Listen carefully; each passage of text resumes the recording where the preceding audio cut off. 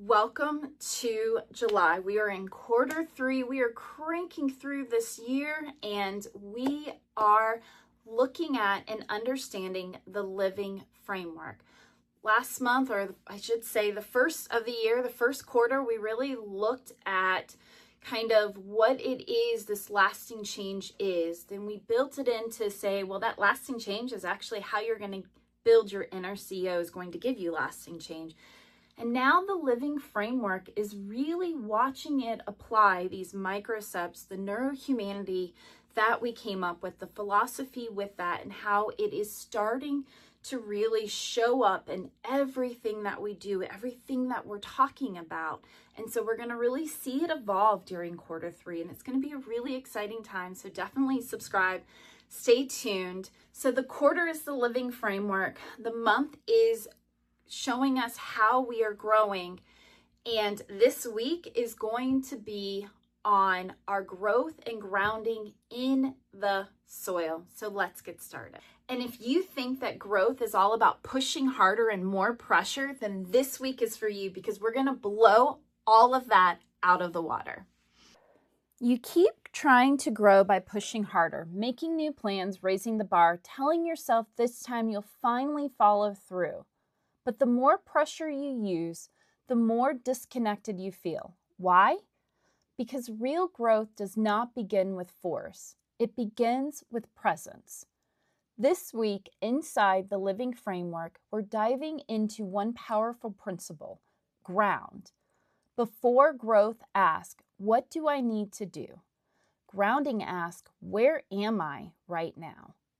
Because if you don't know where you are, you'll keep performing growth instead of participating in it.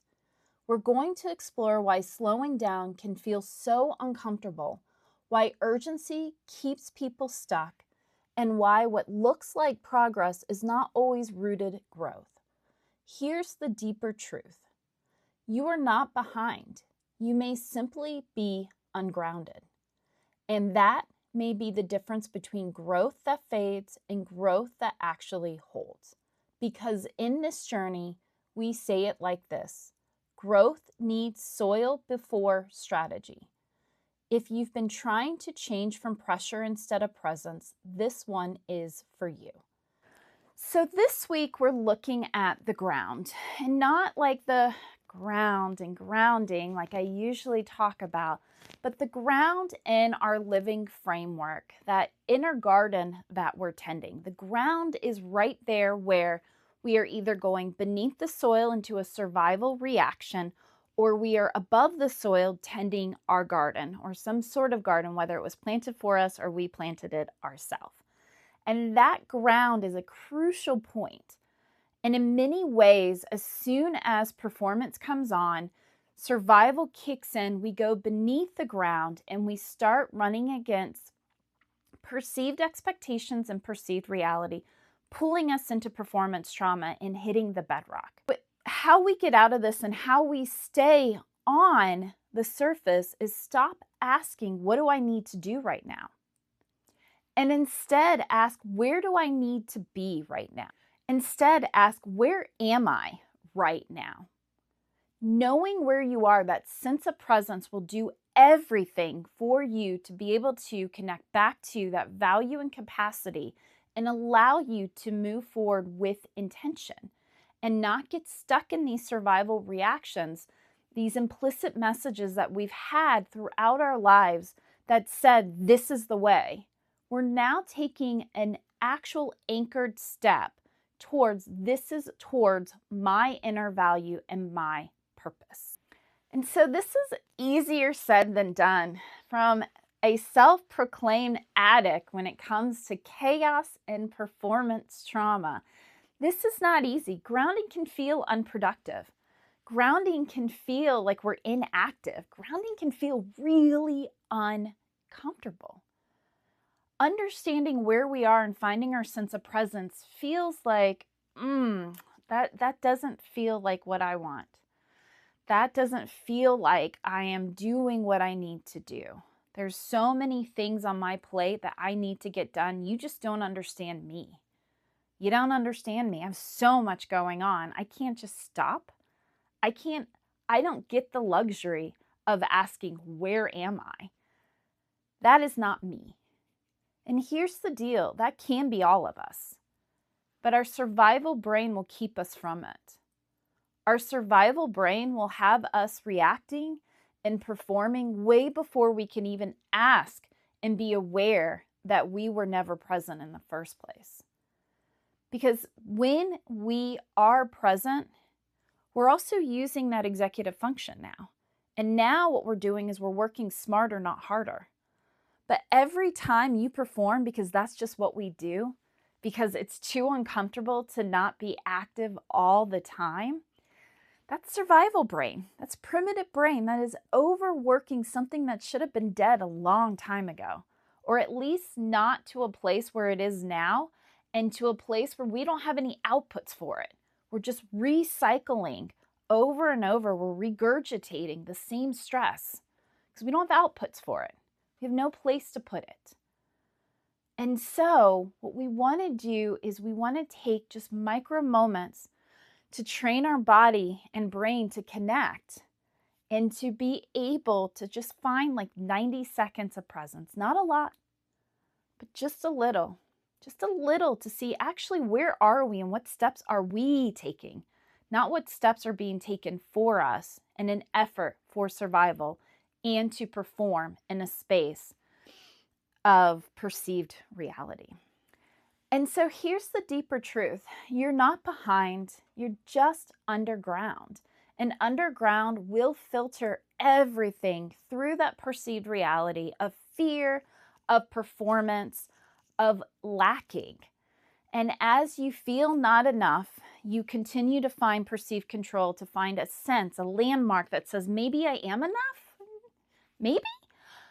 It's all underground thinking. And again, there's no hierarchy. It's knowing where you are so that you can be present and let life present. And as we work through and see where we are underground and where we sit most, then we can put the structures and frameworks in so that we're quickly moving through them. Because life will have us going underground no matter how much. There's no utopia on earth. You don't live in your garden forever. It's not self-actualization. You're like, good to go, let's do this. It's not. You will go underneath. The point is when you go underneath and you are present, you build frameworks so that you easily know how to pull yourself back up to the garden. And you're doing meaningful steps every single time. You're creating containment in the tar pit with dedication, accountability, and purpose. That's creating a nice scaffolding. Then you're building a den. We went all through the den and what it looks like and who lives in the den. And it's helping you to now nourish your roots. That pulls you into the quicksand where you can mend the soil and start planting seeds. And then you go into your garden and you'll tend other people's gardens. You'll tend your gardens. You'll tend the gardens that your intergenerational trauma built. None of it matters. It matters that you are present and let life present. And how this shows up in real life, we say 3 parts, 1 principle. So whether it's your personal, your work, or your relationship, they are all connected. And if you change one, you're going to see a difference and you're going to see a dramatic change approach in the other 2. And so whether you go personal and emotional health, which is just be present and let life present, tend to your emotional wellness and realize that those invalidating environments is what's pulling you beneath the soil. So learn them. Part 2 of our key steps to live a happier and healthier life, we talk all about emotional regulation.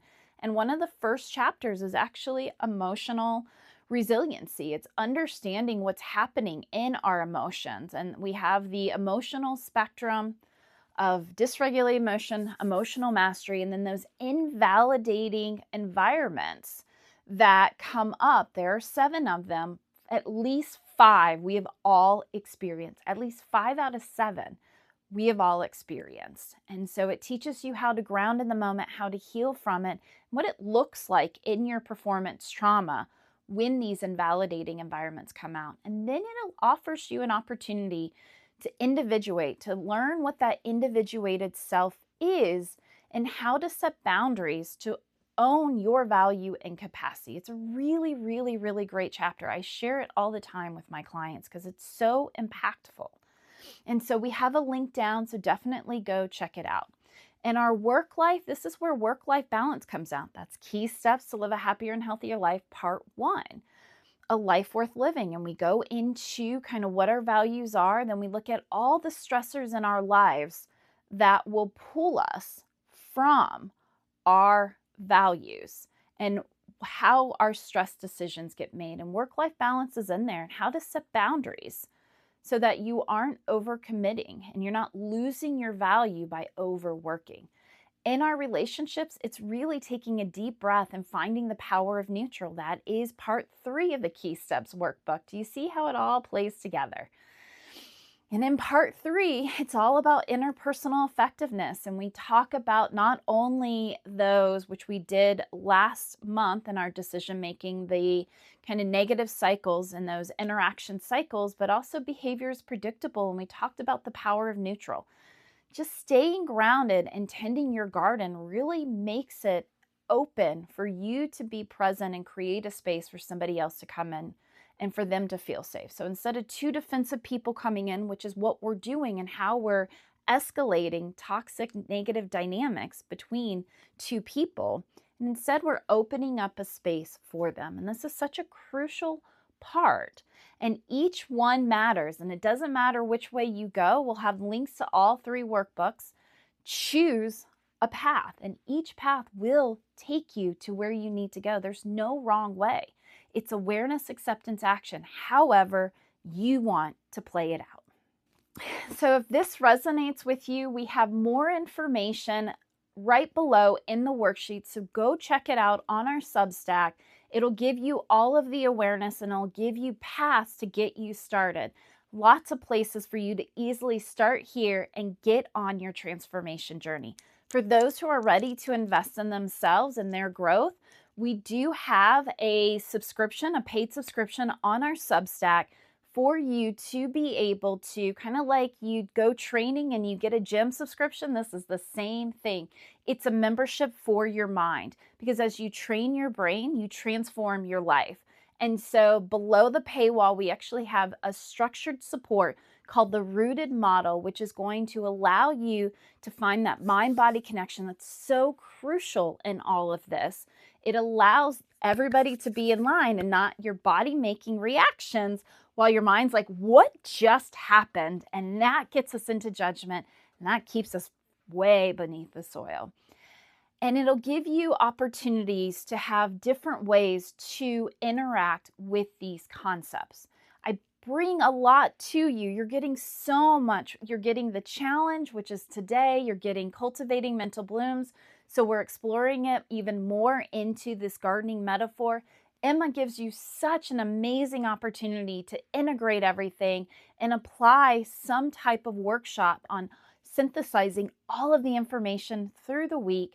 We have Neurohumanity Framework in action, looking at how it applies, whether it's through our personal life, our work life, or our relationships. And then 5 for 5, we're going to see how it shows up in a simple way that really gives us a way to bite in on what is happening and what do I do with it. So there's so much for you to gain. It's not about doing everything. It's about doing one thing a day, pressing play, even if it's only for 90 seconds. Just take that time to breathe.